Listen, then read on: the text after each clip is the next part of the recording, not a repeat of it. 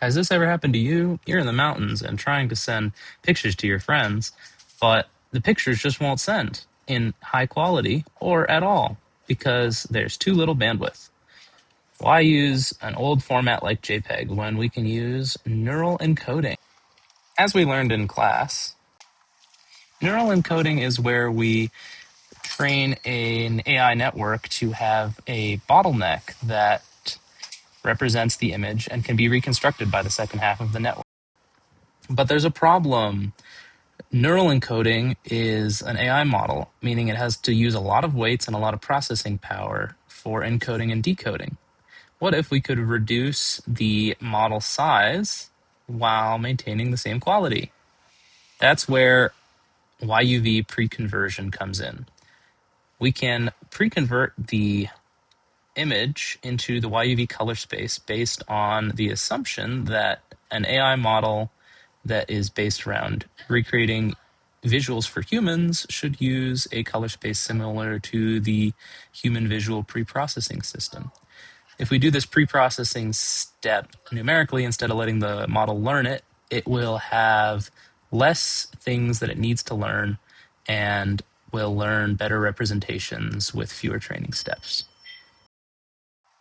Here we see a comparison between two identical model architectures, with the only difference being that we pre-convert the 3 channels into YUV before the model gets to look at the image, and then convert it back at the end.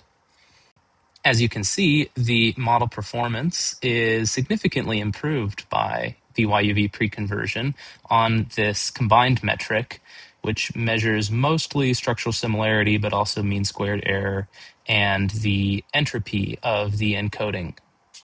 Now, if we look at just structural similarity index, you can see the model starts off significantly better and ramps up to a higher total score. This makes sense because the model does not have to separate the luma channel where most of the structure is manually. We do it for it beforehand. Here we can see a couple of examples. The RGB variant does fairly well overall and is slightly more accurate in making sure that the colors align completely. Although early in the training, it was very slow to pick up colors at all, as it had to slowly learn the grayscale structure of the images. Here we see the YUV variant, which performs fairly well overall and could have stopped training much sooner because of how quickly it learned the structure and subsequently got the colors working. Overall, this finding is consistent with expectations and shows that we can use much less compute for training and potentially even shrink the model, which is what I'll be doing next. In future work, I'll explore larger image sizes, potentially transformers, and I hope to use other neural blind image quality assessment tools so that I don't incentivize the structure as heavily, as the color learning was relatively slow on both of these models.